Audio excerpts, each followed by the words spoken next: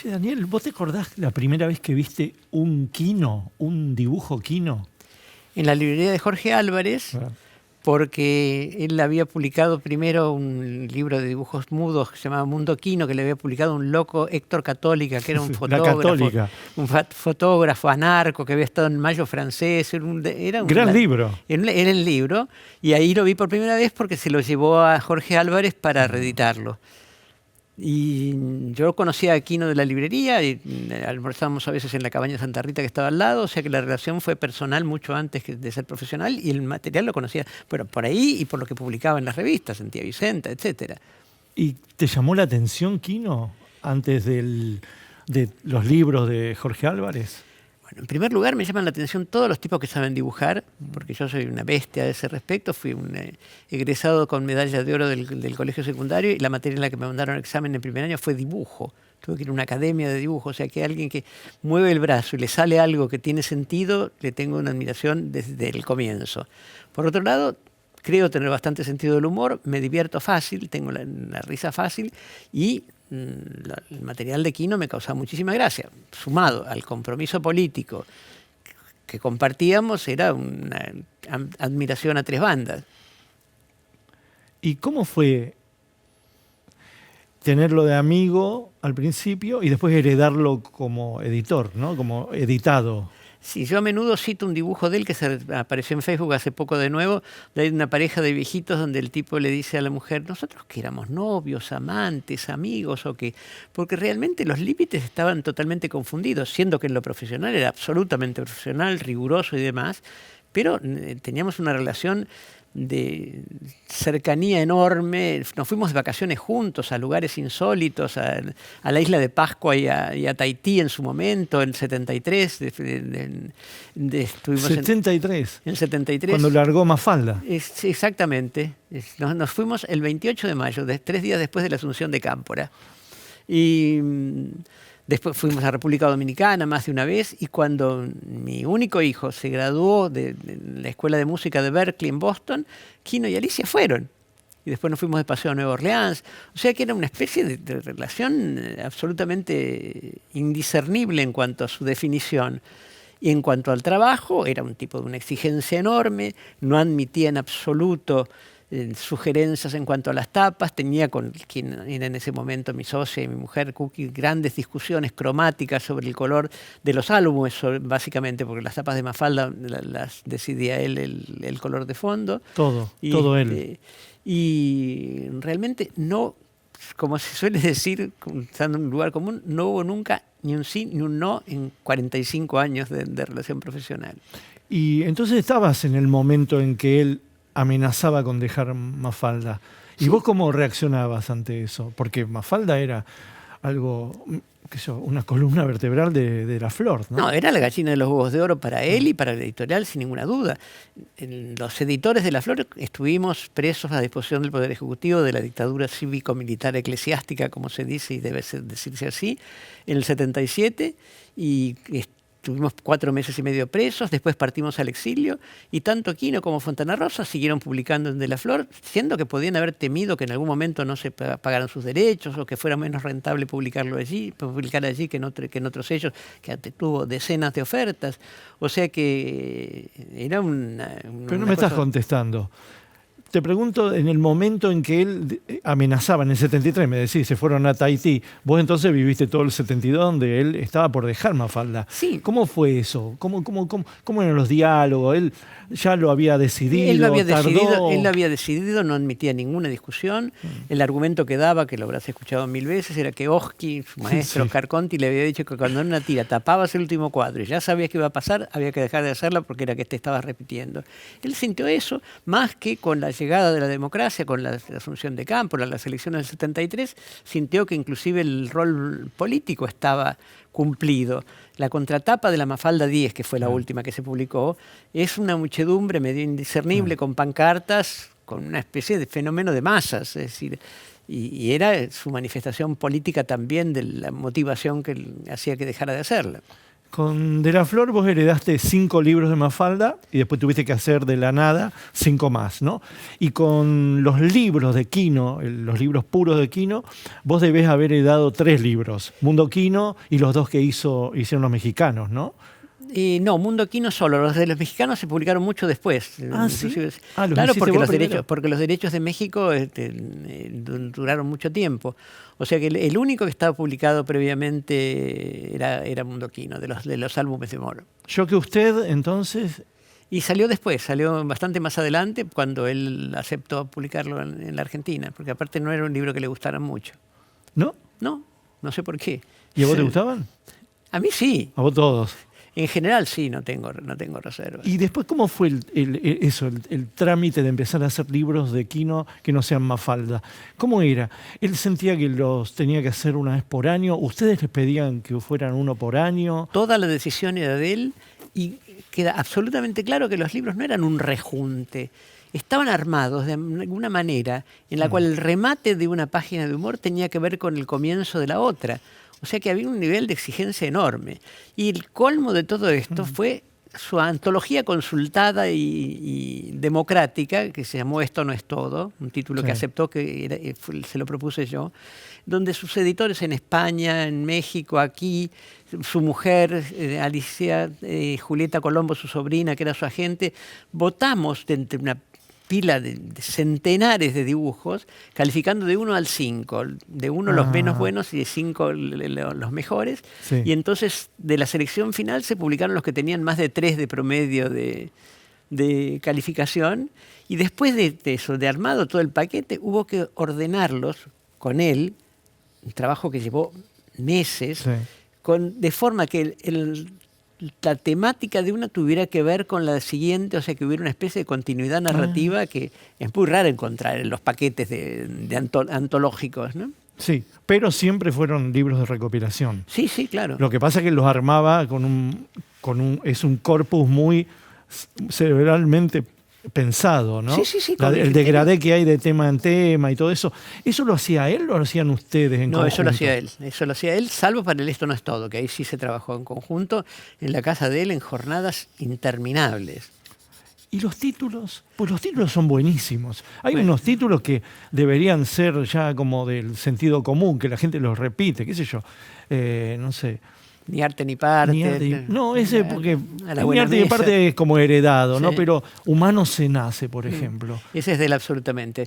La mayoría eran de él absolutamente, otros fueron conversados. Bueno, contame de esos títulos. El último libro sobre temas de comida y restaurantes y cocina, él sostenía que la situación del restaurante era una típica situación de dominación, en el cual el cliente estaba sentado y dependía del mozo, del cocinero, del estado de limpieza de los baños. Sí. Y el último quería ponerle de título Crunch y se empecinó. Y solamente aceptó que era un título realmente piantabotos. ¿Por qué piantabotos? ¿Por qué? Porque era la marca de una golosina. Le llevamos la golosina, la compramos en un kiosco y dijo, bueno, entonces mirá no. Yo lo hubiera defendido aquí, ¿no? Porque como no mató, pues ya. ¿No? Bueno, ese es el caso. El género madre que lo parió. Ese es el caso típico, pero en general hubo discusiones sobre el título y sobre el color de fondo. Él quería que cada uno de los álbumes tuviera un color diferente, lo cual creaba un problema porque el número de los colores más allá del Pantone es limitado. Sí. Y en alguno había propuesto un color que definimos, perdonando la palabra, que era un color caca. Y costó mucho conseguir que aceptara cambiarlo.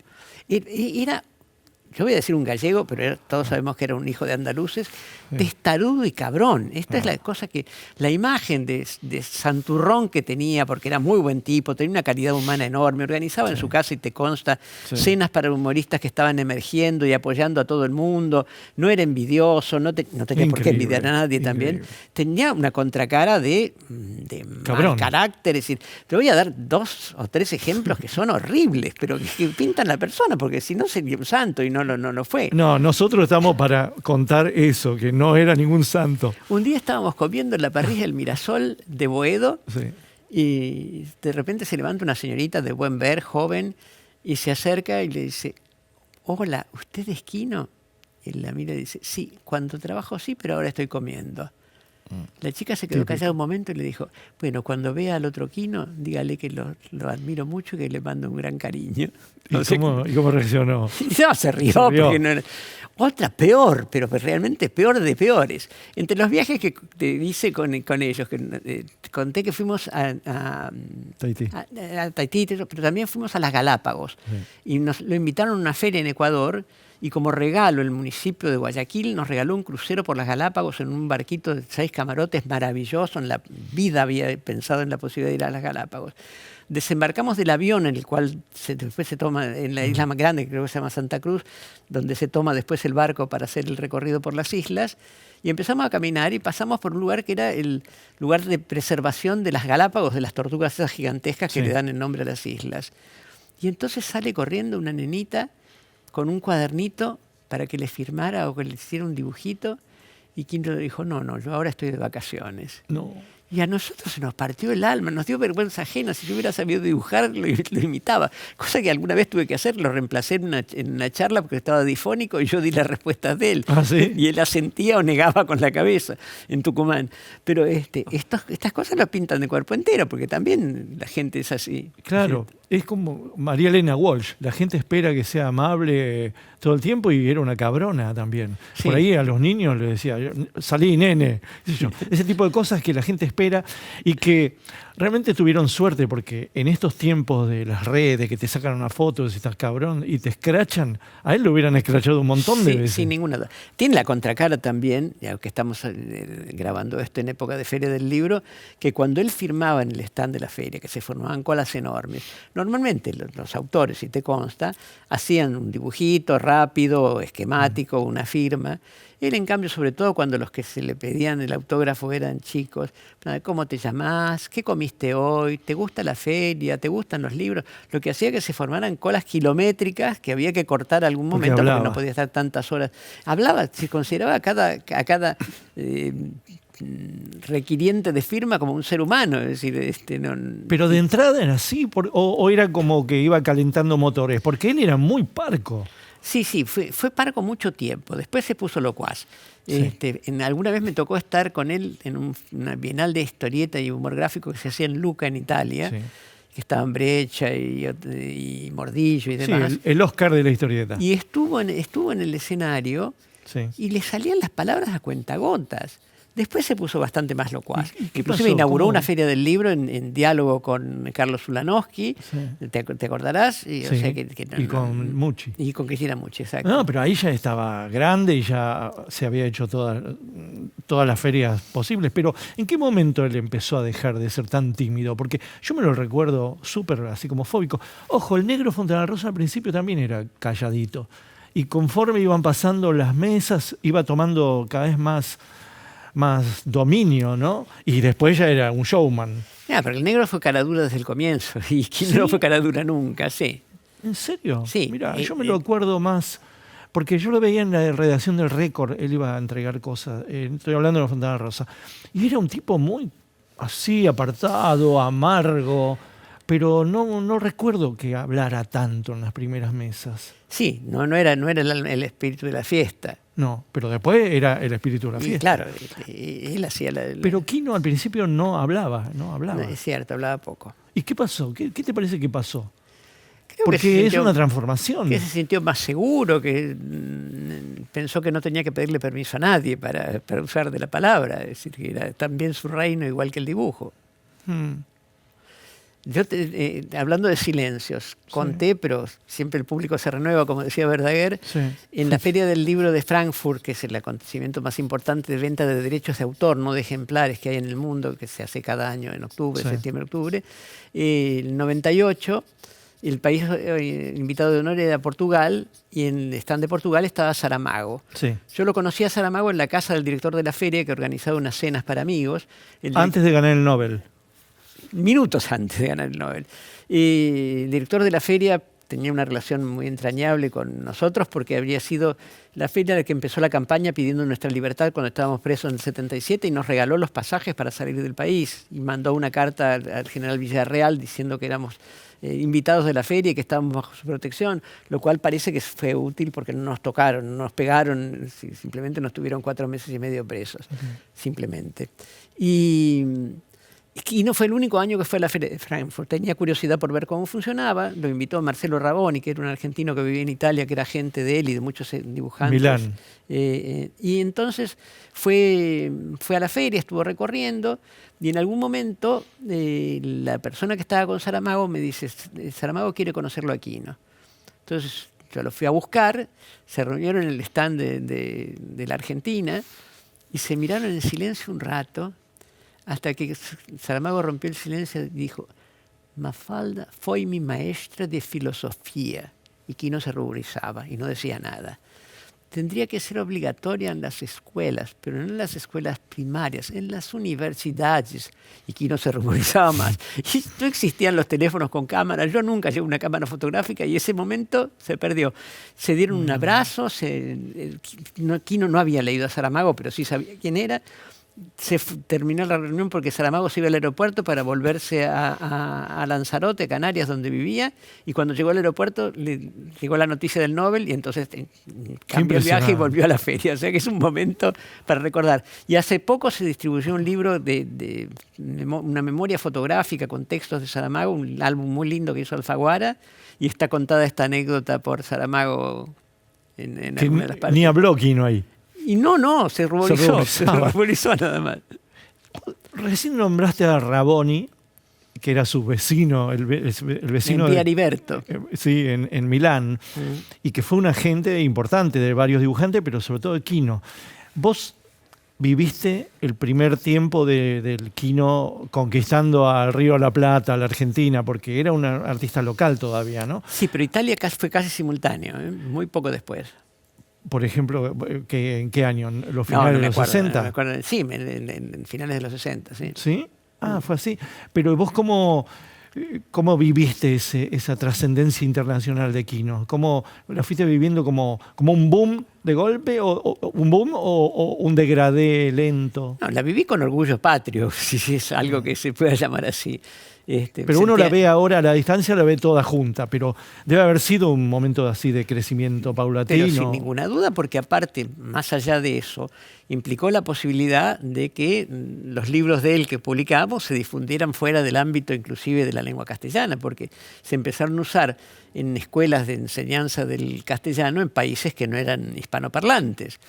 En Inglaterra se vendían libros de Quino y de Mafalda en castellano, supongo que no tanto para la población que leía español, sino para las escuelas bilingües. Sí. Y eso tiene que ver también con qué pasó con... Mafalda se tradujo a una cantidad enorme de idiomas, para ir desde lo extraño, coreano, noruego, danés, holandés, etcétera, más allá de francés, italiano, etcétera, y nunca al inglés. Lo ofrecimos a una editorial norteamericana que se llama Scholastic, que publicaba libros de texto y libros para chicos, porque un gerente de allí dijo, yo viví en la Argentina, sé lo que es Mafalda, no se lo vendan a nadie, yo voy a conseguir que Scholastic publique Mafalda en inglés. Pasaron como 6 meses porque a este hombre lo trasladaron, es una transnacional con sede en varios países, y al final me mandó avergonzadísimo el texto del departamento de marketing de Scholastic. Mafalda es demasiado sofisticada para los niños norteamericanos. Mira. Y entonces quedó sin traducirse hasta que fuimos con Quino a Ecuador, donde fue varias veces invitado. Y le hicieron un acto organizado por escuelas privadas bilingües, donde los chicos con una maestra interpretaron los personajes en el escenario muy bien y demás. Y en el patio habían puesto una cantidad de pizarrones con copias de tiras de Mafalda traducidas al inglés por los chicos. Y dijimos, caramba, acá hay un mercadito interesante. Y ahí decidimos y le propusimos publicarla en inglés. Y así nació Mafalda and Friends, que los primeros tomos los tradujo un profesor Cullen, un inglés que vivía en la Argentina, y después los tradujo magistralmente todos los demás a Andrew Grahamule, que era un anglo-argentino que dominaba perfectamente las dos lenguas y que omitió solamente un par que eran intraducibles y realmente... Ah, ¿te acordás de ese par? No. Pero eran así como muy porteñas. Alguna referencia patriótica local y alguna otra que no recuerdo. Aparte, se nota que en Estados Unidos algunos colegas han leído Mafalda. Por ejemplo, el de Calvin and Hobbes tiene una influencia impresionante de Mafalda. Eso sin ninguna duda. No se habla, siempre se habla desde el provincianismo nuestro, que Mafalda es periquita o tal otra, pero no se habla al revés, ¿no? Y curiosamente, cuando empezó a haber correo electrónico, recibimos un mail de una señora, Kyle Barnum, hija de los dueños del circo Barnum, famoso, que era una defensora de Mafalda que se ocupó de comprar ejemplares, de regalarlos y hacer que una librería de Los Ángeles lo tuviera y demás. Tampoco fueron tiradas excepcionales la de la edición en inglés, pero funcionó muy bien. Viste que los dibujantes casi siempre preferimos la obra Quino más que la obra Mafalda de Quino, ¿no? Siempre tenemos como esa predilección y a la gente le cuesta entender porque es otra cosa, ¿no? Es como que la fama mundial o occidental de Quino se debe a Mafalda y su banda de amigos. Vos, cuando viajaste tanto con él, ¿no sentías eso que sentía Quino, que una injusticia con respecto a la obra, de la negación de la obra de las páginas de Quino? Sí, pasaba eso, pero era claramente atribuible a que la adhesión que despierta un personaje, sobre todo cuando es un personaje simpático y con una ideología compartible, es mayor que la genérica que produce un cartón de humor sobre un tema disperso. Esto pasó en todos los lugares donde firmó libros. La proporción era de 10 a 2 en cuanto a ejemplares de Mafalda o ejemplares de los álbumes de humor. ¿Eso sigue pasando? ¿Esa proporción sigue pasando? Sospecho que sí, pero yo ya no estoy en la editorial hace 7 años, sé que no me consta. ¿Qué otro Quino le querés contar a la gente? Ese Quino que conocemos nosotros, es que no digo un secreto, pero sí es el raro Quino, ¿no? Ese Quino que es muy cabezón, que por ahí, no sé, tiene algunos caprichos inentendibles en la gente más o menos normal. Por ejemplo, ¿se ha metido en alguna opinión en la editorial, ya que casi eran socios? Quiero decir, se ha metido con algunos autores, dijeron, ¿por qué publicas este? No quiero que publiques este. No, solamente en un caso en que había una clara y motivada y justificada animadversión hacia un autor, creímos que él se oponía a su publicación y la respuesta que dio Alicia, que era su vocero, era, no, si lo publican y con eso ganan plata y nos pagan mejor a nosotros, no les importa nada. Buenísimo. Pero no ganaban plata con ese libro. Y después como rarezas, no le interesaba el fútbol. Cada vez que le preguntaban decía que era hincha de Independiente, pero porque había un club en Mendoza, Independiente Rivadavia, entonces medio lo asociaba, pero tampoco entendía nada y demás. Pero, por ejemplo, para el Mundial de Fútbol, no el penúltimo, sino el antepenúltimo, dibujó en su casa una cancha en una mesa porque quería saber dónde estaban puestas las cámaras para la transmisión. Andá a saber para qué corno le importaba eso, que no parece tener mucho sentido. Y la final del Mundial de Francia la escuché en su casa, la íbamos a ver por televisión, pero tenía una conexión de televisión por internet y se cortó. Él veía sombras, no veía. Sí. Así que escuchamos por radio la final del Mundial de Francia en Mendoza, que fue cerca de la fecha de su cumpleaños, ¿no? Sigamos con los títulos de los libros de Gente en su sitio. ¿Hay alguno que no se le haya ocurrido a él y aceptó de esos títulos? Pero para mí esos títulos son capitales como para trazar una biografía gráfica del Quino, ¿no? Hicimos 2 libritos con unos... la página de 7 días tenía 4 tiras y tenía un pequeño chistecito arriba al lado del título. De Mafalda. De las páginas de Mafalda, sí, perdón. Y entonces reunimos todos esos dibujitos, que eran un montón, en 2 libritos chiquitos. Sí. Y el título se lo pusimos en la editorial. Uno se llamaba Al fin solo y el otro se llamaba Y digo yo. Ok. Eso sí que eran de ustedes. Esas fueron de la editorial. Y ahí, cuando se lo sugirieron, aceptó. Sí, le pareció, sí. Porque No. también antes había la dificultad de la distancia. A veces los libros los cerraba él estando en Milán, vos estando en Buenos Aires, ¿no? Había mucho de ese trámite, diría yo. Que no es que estaba como el Negro Fontana Rosa acá todo el tiempo. Sí, no, pero en general lo hizo desde acá. No hubo, aparte tampoco era tan fácil la comunicación como ahora. O sea que Vos decime si eran de Quino o si eran de alguien más estos títulos. A mí no me grite. no, de él, probablemente. Yo que usted, También. bien, gracias a usted. Ese no me acuerdo, ese me parece que fue una coproducción. Hombres de bolsillo. Ah, ese fue nuestro. ¿Qué es nuestro? Decí la verdad. Bueno, No, decí, fue mío. bueno, se creó Sí, en la fue editorial, mío, qué sé yo. fue mío. Tampoco tanto narcisismo. Pero es lindo decir, que, porque para el día de mañana es piola decir, bueno, ese título lo puso, mirá cuando sean súper clásicos todos. Y vos sabés que Hombres de Bolsillo, curiosamente, es el libro que se vendió peor y creo que no se reeditó nunca más. Es una rareza bibliográfica ahora. A la buena mesa, No, es de él totalmente. ni arte ni parte. También. Ese título no me gusta porque viene de una frase ya Sí, conocida, sí. ¿no? Es raro. Déjenme inventar. También de Ese él. es un titulazo. No, ¿ves? pero es una frase que él le dijo una vez que Alicia le dijo que no sé qué cosa que estaba haciendo era inverosímil, una cosa por el estilo, y le gritó, déjenme inventar. O sea que- ¿Y se lo quedó o lo rescató es Alicia? autobiográfico. No, se lo quedó él. Sí, cariño. También, de él. Quinoterapia. Ese creo que lo pusimos en la editorial, Es buenísimo. Gente en su sitio. de él. Potentes, prepotentes e impotentes. También, absolutamente. Muy buen título, Sí, ¿no? Humano se nace. también de él. ¿Eso no viene de una frase española? Porque es rara la frase, no, tengo idea. no se sabe de dónde viene, ¿no? Sí, no sé. Yo no fui, También de él. cuentecillos y otras alteraciones. No, ese fue de Timossi, de Jorge Timossi, el cubano que inspiró a Felipe, que fue el jefe de la agencia de derechos de autor en Cuba y que era el autor de los textos que ilustró Quino, Qué mala es la gente, de Quino, cuánta bondad. también. Esto no es todo No, ese es nuestro. tuyo. Bueno, el editorial. Basta con esa modestia de editor. Qué presente e impresentable. De él. La aventura de comer. Ese es el que aceptó poner reemplazando al maldito crunch que había querido que poner. Contá eso. Claro, no.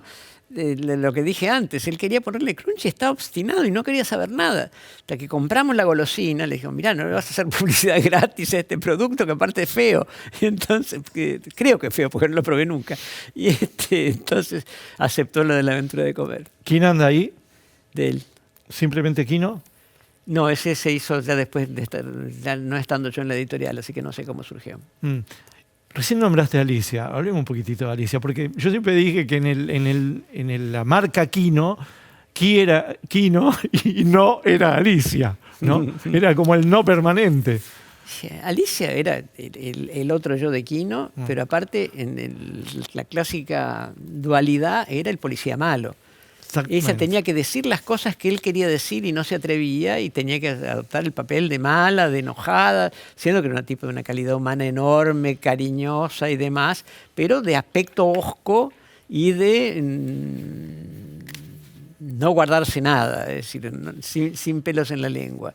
Entonces, todo lo que Quino quería decir, pero no le hubiera quedado simpático que él fuera el que lo pronunciara, quedaba a cargo de Alicia, que ni siquiera hacía falta que le escribiera el libreto, ella ya lo tenía incorporado, venía con el texto ya grabado, ¿no? ¿Vos crees que él la dibujaba a Alicia? No, algún dibujo, pero por ejemplo este que estamos viendo, no sé si se está viendo en cámara. No, esa es Alicia, pero no, es mi dibujo. Sí, sí. Me refiero más que nada a si en algún momento, incluso en Mafalda misma, estaba el espíritu de Alicia. No, en Mafalda seguro que no. En los chistes sobre parejas un poco, pero no en las figuras de las mujeres que siempre son matronas bastante gordas, imponentes y autoritarias y nunca la reflejó en eso, ¿no?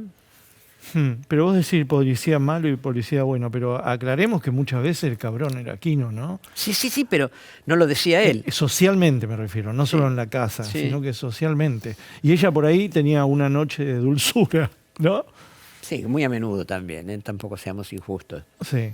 ¿Y cómo era Quino con el vino, por ejemplo? Bueno, él nunca fue alcohólico, nunca se le trabó la lengua. Esto es una cosa que cuesta entender a quienes no saben beber. Totalmente. Él tomaba lentamente a tragos cortos y te sucedía ir a cenar afuera, terminar la comida, comer el postre. Y quien decía, ¿y si pedimos otra botellita? Y entonces, claro, la sobremesa se prolongaba, pero el único que tomaba era él, porque no le hacíamos la Y sorbitos. De a sorbitos. De a sorbitos, de poquito. Y cuando por sus dolencias le aconsejaron tomar menos vino, se pasó a la cerveza, que también tomaba muy, muy, muy lentamente. Pero nunca lo vi, ni lo que los chilenos llaman estar en la copa, que es cuando patina un poquito la lengua. Además. Se ponía cariñoso. Sí, deponía ciertas cosas. Aparte porque en general bebía comiendo, no bebía en seco. Incluso cuando tomaba la cervecita previa a la cena, era con algunas galletitas, aceitunas, maníes, alguna cosa. O sea que no era para nada el estereotipo del bebedor. No. Y aparte no hay que olvidar algo, era cuyano. Era mendocino, ¿no? No, sin duda. ¿Vos le notabas eso del mendocino? ¿Viajaste con él a Mendoza y se transformaba en mendocino? Lo fui a visitar muchas veces a Mendoza, no viajé nunca junto con él. Pero ya cuando estaba enfermo, decís vos. No, pero antes también. Fui a algún cumpleaños que celebró en Mendoza. Con su otra adicción eran los sanguchitos de miga y el guiso de lentejas. Sí. La última vez que lo vi, que fue para su último cumpleaños, en julio, antes de su muerte, busqué con familiares mendocinos de mi nieto, porque tiene familia en la mejor sandwichería de Mendoza, y compré como 50 sándwiches para nosotros dos solos, que una barbaridad. Y le da un placer enorme el sándwich de miga. El otro día estaba recordando, yo estoy comiendo con poca sal por razones de dieta, que cada vez que Quino decía que algo le gustaba mucho, Alicia decía, claro, porque tiene un poco de sal, porque él comía absolutamente sin sal, desde algún problema vascular que había tenido desde muchos años atrás, y entonces cuando algo tenía un poquito de sal le parecía la maravilla. Hoy no sé cómo orillamos el tema del boom latinoamericano, y a mí me parece que faltaron dos cosas en el boom latinoamericano, una mujer y Quino, porque Quino realmente era un boom. Lo que pasa es que así como tardó el teatro en considerarse parte de la literatura hasta que le dieron a Darío Fo el Nobel, es decir, el humor gráfico ingresó a la categoría de las artes tardíamente y por la puerta del costado. Después se fue legitimado. Es decir, me acuerdo que en la época de los semiólogos, Oscar Mazota y demás, salió una revista con historietas que se llamaba LD, Literatura Dibujada. O sea que dibujo solo no bastaba, tenía que ser literatura dibujada para tener cierto estatus de prestigio diferente. Como ahora la novela gráfica, ¿no? La novela gráfica, ¿no? Exactamente. Che, ¿por qué crees que trascendió tanto Quino? Bueno, hay una explicación que dio Isabel Acose, que es la mejor analista de Mafalda, en un libro que se llama Historia Social y Política de Mafalda, uruguaya, que decía que respondía al sentido común de las clases medias de muchos países diferentes.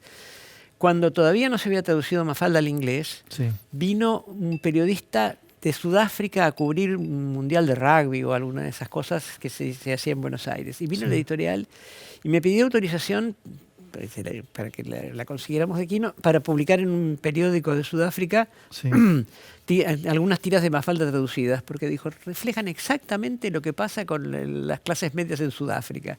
Mirá que es una realidad absolutamente diferente, más allá del apartheid y todo eso, ¿no? ¿Y por qué crees que él percibió tan bien a la clase media?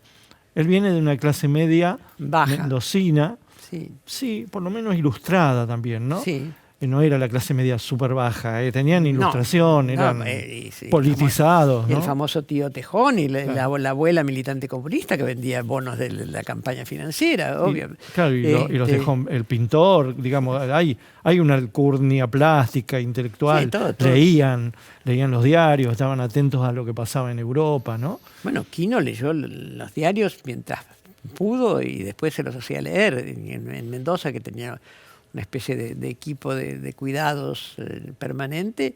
Una de las cosas que hacía era que le leyera los diarios. Y lo que miraba en la televisión, miraba sin ver porque veía solo sombras, eran los informativos. Estaba totalmente al tanto de lo que pasaba, pero hasta último momento. ¿Qué extrañas de Quino? Hablar por teléfono.